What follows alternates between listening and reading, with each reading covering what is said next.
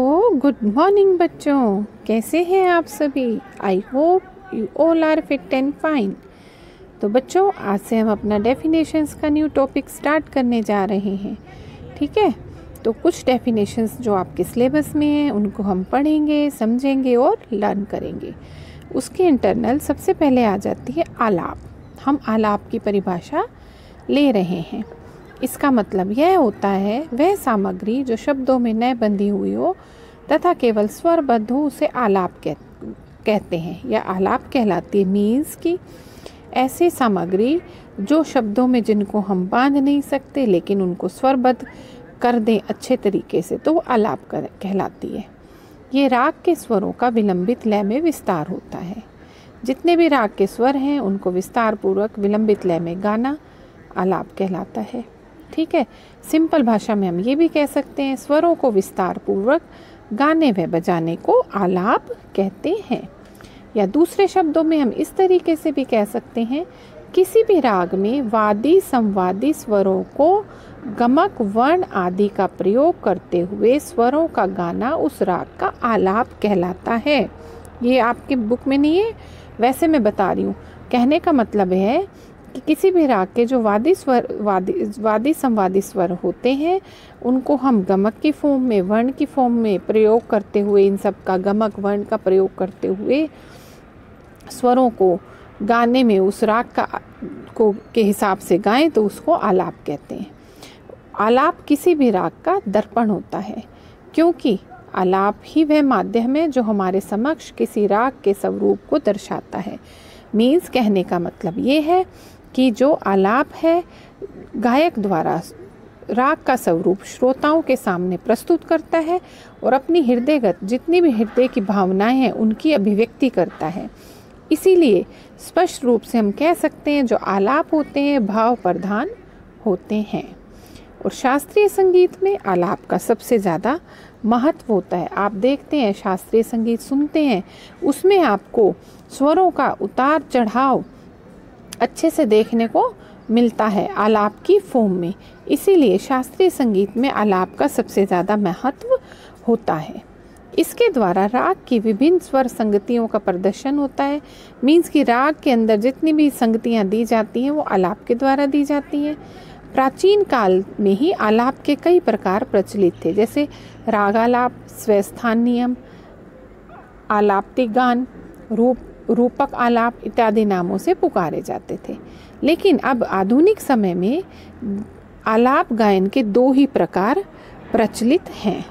ठीक है, पहला जो होता है आकार का आलाप। इस गायन में क्या होता है, आकार का आलाप आ के उच्चारण द्वारा ही दिया जाता है और आलाप क्रिया में केवल स्वर अक्षरों का प्रयोग होता है, जिसे भारतीय संगीत का आवश्यक अंग मानते हैं। क्यों मानते हैं? क्योंकि इन्हीं से गान व गीत के शब्दों में सौंदर्य आता है। मीन्स कि जो गाने की क्षमता है, गीत के शब्दों की अच्छी सुंदरता है, वो इन्हीं के द्वारा आती है। ठीक है, इसीलिए गीत के साथ तालबद्ध आलाप, जिसे आकार में या गीत के बोलों के साथ तालबद्ध होकर गाया जाता है, उसे हम आकार का आलाप कहते हैं। दूसरा पार्ट आ जाता है ये वाला, मैंने पहले दूसरा बता दिया आपको, फिर पहले। ठीक है, नोम तोम का आलाप। नोम तोम का आलाप क्या होता है? नोम तोम के आलाप अधिकतर ध्रुपद, धमार आदि से पूर्व गाए जाते थे, परंतु आधुनिक समय में कुछ ख्याल गायक भी ख्याल के प्रारंभ में नोम तोम में ही आलाप लेने लगे हैं। ठीक है, गायन से पहले ताल रहित आलाप को नोम तोम आलाप कहते हैं। जैसे नोम तोम का आलाप न, ना, री, तन, नत आदि शब्दों के साथ किया जाता है। नोम तोम के आलाप में राग का पूर्ण स्वरूप स्थायी, अंतरा, संचारी व आभाग के रूप में विभाग बनाकर प्रस्तुत किया जाता है। परंतु क्या होता है, प्रस्तुत किया जाता है, परंतु आकार के आलाप में स्वरों के साथ साथ अक्षरों का काम भी दिखाया जाता है। ठीक है बच्चों, तो ये नोम तोम के आलाप होते हैं।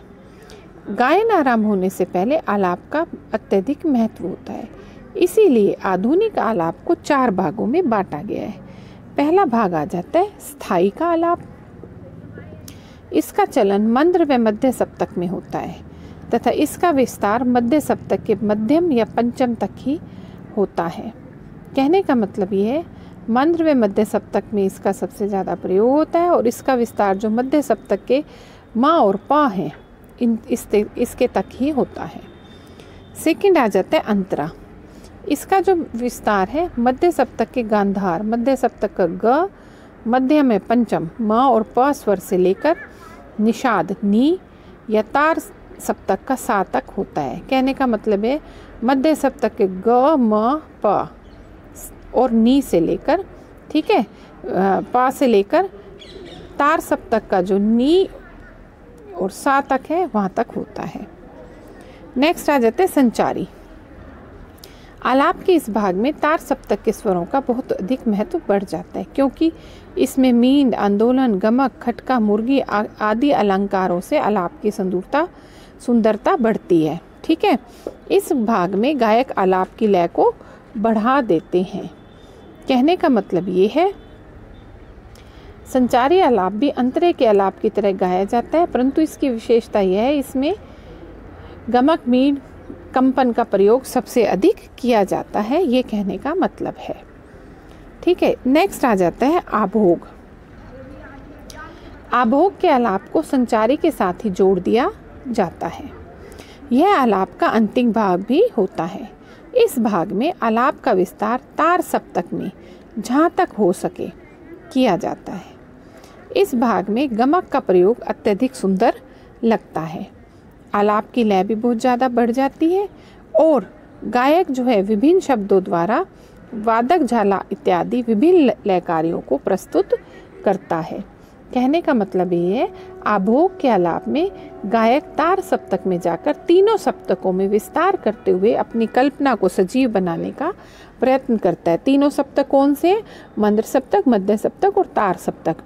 इन तीनों में इस अपनी कल्पनाओं का मतलब विस्तार करता है और जो वो कहना चाहता है उसको अत्यधिक सुंदर तरीके से पेश कर सकता है। इसका मतलब यह आता है। आलाप के बाद गीत या गत शुरू होती है तथा इसी स्थान से तबले का ठेका भी आरंभ हो जाता है। ठीक है, गाने के बीच का आलाप आकार में होता है जैसा कि आप सुनते हो, और छोटा भी होता है और इसे कई भागों में विभाजित कर दिया जाता है जिससे वो सुनने में और बोलने में अच्छा लगे। प्रत्येक आलाप के बाद गायक गीत के बोल पकड़कर तबले से मिलाकर अपनी प्रस्तुति देता है। तो ये तो बच्चों हुई आलाप की डेफिनेशन। इसके बाद जो आलाप है राग का दर्पण, वो क्यों है वो भी आप देखेंगे। ये आलाप का दर्पण। ठीक है, आलाप राग का दर्पण क्यों है? किसी भी राग के गायन या वादन के आरंभ में विलंबित लय में गाया जाने वाला वो हिस्सा जिसमें राग के एक एक स्वर को विस्तार से प्रस्तुत किया जाता है आलाप कहलाता है। मीन्स कहने का मतलब ये है, राग में जो हम स्वरों को विस्तार देते हैं और उनको पकड़ते हैं, अच्छे से विलंबित लय में उसको गाते हैं, वो आलाप कहलाता है। राग के स्वरों का ये विस्तार गायन को सुंदर और अनोखा बना देता है। आलाप के द्वारा राग के स्वरों का उसके वादी, संवादी तथा विशेष स्वर समूह जिसको हम पकड़ कहते हैं दिखाते हुए विस्तार किया जाता है। मैंने आपको राग समझाए थे, उसमें मैंने आपको संवादी, संवादी और पकड़ बताए थे। वादी स्वर जो सबसे ज़्यादा राग में गाए जाते हैं, संवादी सबसे ज़्यादा गाए जाते हैं लेकिन वादी से कम और अनुवादी से ज़्यादा। ठीक है, और जिन पे पकड़ होती है, जिन स्वरों पर पकड़ किया जाता है, आंदोलन किया जाता है, न्यास किया जाता है, वो उसकी पकड़ होते हैं। तो आलाप के द्वारा हम राग के अंदर ये सब चीज़ें दिखा सकते हैं और इसके द्वारा जो गायक होता है और वादक होता है वो अपनी प्रस्तुति अच्छे से श्रोताओं के सामने प्रस्तुत करते हैं सुंदर तरीके से। वास्तव में ये कहा जाए तो आलाप ही राग की भूमिका होती है, क्योंकि आलाप गायन के आरंभ से ही राग का स्वरूप धीमी गति से विकसित होने की प्रक्रिया शुरू कर देता है। धीरे धीरे से वो जो है ऊपर की तरफ आता है और अपनी प्रस्तुति को अनोखे अंदाज में प्रस्तुत करता है। तो इसीलिए आलाप बहुत अच्छा लगता है रागों में और गायन और वादन में। जितने भी अच्छे श्रोतागण हैं जिनको इसकी नॉलेज है, ठीक है। तो वो आलाप से ही राग का अनुमान लगा लेते हैं कि कौन से इस आलाप से ये वाला गायन हो रहा है। इसीलिए राग का दर्पण आलाप को कहते हैं, क्योंकि आलाप से राग के बारे में पता चलता है। तो बच्चों ये आलाप का हुआ। सेकंड डेफिनेशन आ जाती है आपकी तान। ठीक है, राग के स्वरों का द्रुत गति से विस्तार करना तान कहलाता है। मीन्स कहने का मतलब ये है कि जो राग के स्वर हैं तीव्र गति से विस्तार करते हुए गाना, उसको तान कहते हैं। दूसरे शब्दों में तान की उत्पत्ति किससे हुई है? तान की उत्पत्ति जो है तन धातु से हुई है, जिसका अर्थ है तानना या फैलाना। मीन्स कि किसी चीज़ का फैलाव करना, विस्तार करना। संगीत रत्नाकर में आगे +1 में आता है, +2 में टॉपिक है संगीत रत्नाकर पंडित शारंग देव जी का। इसमें तान की परिभाषा इस प्रकार दी गई है, तन्यते विस्तारयत इति, अर्थात तान स्वरों का वह समूह है जो राग का विस्तार करता हो। ठीक है बच्चों, यदि आलाप के स्वरों को द्रुत गति में गाया या बजाया जाए तो वो ही तान बन जाती है। आलाप और तान में मुख्य अंतर जो है लय की गति का होता है। लय का मीन्स गति का होता है। आलाप धीमी लय में तथा भाव प्रधान होते हैं, जबकि तान द्रुत लय में अथवा चमत्कार व कला प्रधान होती है। कहने का मतलब है आलाप धीमी गति में गाए और बजाए जाते हैं और भाव प्रधान मतलब एक्सप्रेशन देना, और तान जो है द्रुत लय में होते हैं और चमत्कारी और कला प्रधान होती है। ठीक है, तानों का प्रयोग गाने के बीच में किया जाता है। वादन में प्रयोग होने वाली तानों को तोड़ा कहते हैं। ठीक है, छोटे ख्याल में सामान्यतः दुगुन व कभी कभी बराबर की लय में अथवा बड़े ख्याल में अक्सर चौगुन व अठगुन की लय में ताने ली जाती हैं। मीन्स कि छोटा ख्याल होता है, बड़ा ख्याल होता है। ख्याल आपके में टॉपिक में नहीं है, आगे आएगा। तो उसमें क्या रहता है, अधिकतर जो हम तान को लेते हैं दुगुन वे में या बार बार चौगुन या अठगुन लय में ताने लेते हैं। तान के भी कई प्रकार हैं, जैसे शुद्ध या स्पाट तान, कूट तान, मिश्र तान आदि। ख्याल गायकी में गमक तान, वक्र तान, अलंकारिक तान इत्यादि भी सुनने को मिलती है। ठीक है, ख्याल गायकी में अलंकारिक तानों का बहुत महत्व है। क्यों महत्व है? क्योंकि सुनने में कानों को बहुत अच्छी लगती है। संपूर्ण जाति के रागों में इनका सबसे अधिक प्रयोग होता है, इसीलिए। लेकिन वक्र चलन वाले रागों में सीमित अलंकारों का ही प्रयोग करते हैं, उसमें हम ज़्यादा नहीं करते हैं। अब आ जाता है आपका बोल आलाप व बोल तान। जब गीत के शब्दों को लेकर आलाप किया जाता है तो इसे बोल आलाप कहते हैं। ठीक है बच्चों, जो गीत के शब्द हैं उनको हम लें तो उसको बोल आलाप कहते हैं। अर्थात इस तरीके से भी कह सकते हैं, जिन तान में स्वरों के साथ साथ गीत के बोल भी मिलाकर तीनों लय में गाए जाते हैं उसे हम बोल तान कहते हैं। जैसे गमा, रेसा, मादा, मापा। ठीक है, इस तरीके से। यह भी मुख्यतः 2 प्रकार की होती है, ये लिखा हुआ लयबद्ध और लय रहित। जब इसी प्रकार जब तान के गीतों के शब्दों का प्रयोग किया जाता है तो उसे बोल तान कहते हैं। इसके बाद आ जाता है बहलावा। आलाप की तरह ही ली गई तान अथवा बोल तान को बहलावा कहते हैं। मीन्स किसी चीज़ को बहलाना, बहलाते हैं ना आप बच्चों को, आपकी मम्मी भी कई बार आपको बहलाती है। ठीक है, वो उसी से बहलावा बना है। कहने का मतलब ये है आलाप की तरह ही तान या बोल तान को लेना बहलावा कहलाता है। इसी की लय न तो आलाप के समान विलंबित होती है, न तान के समान द्रुत होती है। मीन्स ना आलाप की तरह बहुत ज़्यादा लंबी खिंचाव वाली होती है और तान के समय जल्दी जल्दी बोलने वाली भी नहीं होती है।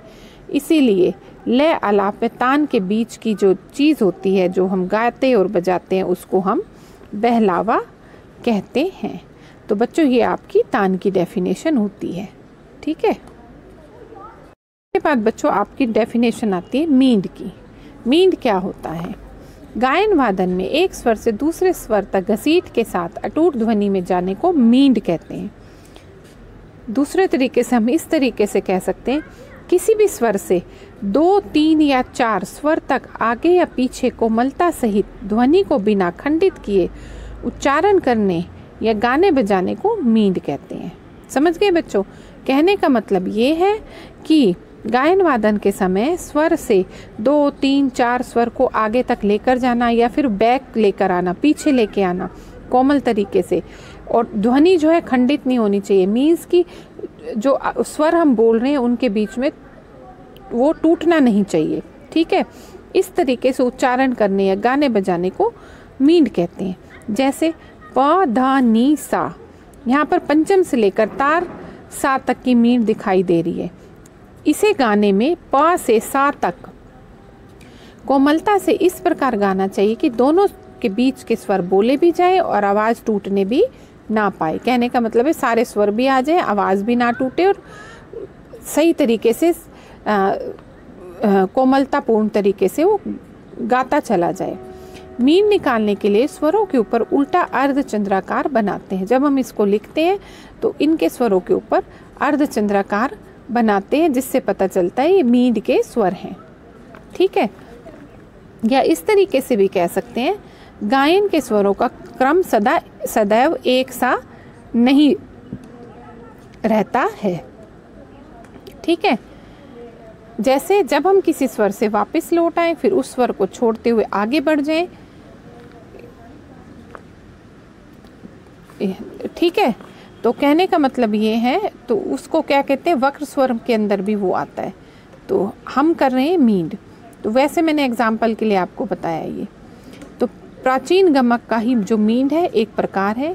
मींड भारतीय संगीत की विशेषता है। इससे गाने में लोच व रंजकता आती है, मीन्स के गाने को बहुत सुंदर बनाता है। वही जैसे मींड को लिखने के लिए स्वरों के ऊपर उल्टा चांद बनाते हैं, जैसे अभी मैंने आपको बताया है।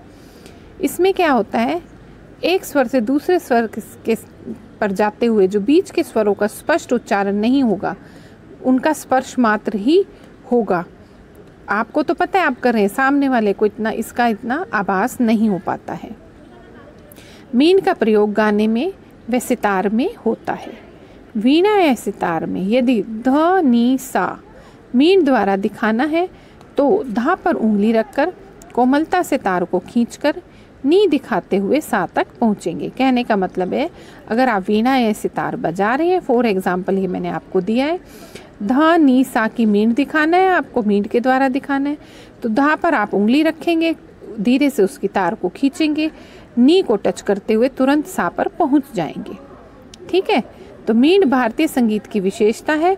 इसको गाने बजाने से लोच और रंजकता भी आती है। ठीक है बच्चों, तो ये आपका मींड हुआ। इसमें क्या है कि एक स्वर से दूसरे स्वर के बीच में जाते हुए स्वरों का स्पष्ट उच्चारण नहीं होगा, उनका स्पर्श मात्र ही होगा।